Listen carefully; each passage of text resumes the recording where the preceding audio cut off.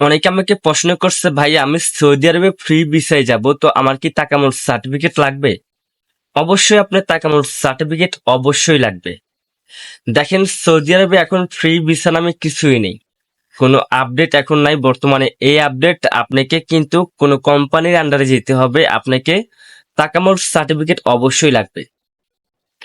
আর আপনাকে চিনতে হবে ফ্রি ভিসাটা কি।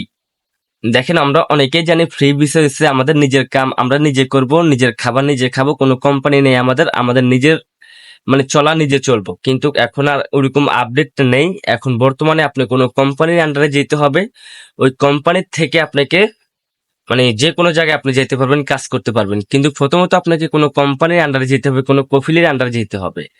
বাংলাদেশ যে বাংলাদেশ থেকে যখন যাবেন তখন কোনো কোম্পানির আন্ডারে যেতে হবে। তো তখন কিন্তু আপনার অবশ্যই তাকামুল সার্টিফিকেট প্রয়োজন হবে। তাকামুল সার্টিফিকেট ছাড়া কিন্তু আপনি যাইতে পারবেন না।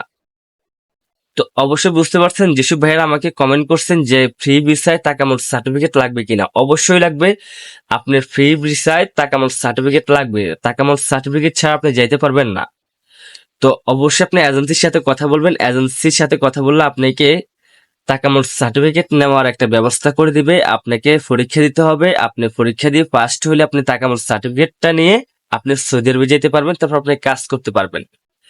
তো অবশ্যই বুঝতে পারছেন, ফ্রি ভিসা নামে এখন কিছুই নাই। বর্তমানে কোম্পানি আন্ডারে যেতে হবে, তা আবার তাকামুল সার্টিফিকেট নিয়ে। তো আমাকে যারা কমেন্ট করছেন অবশ্যই বুঝতে পারছেন। ভিডিওটা ভালো লাগলে শেয়ার করবেন।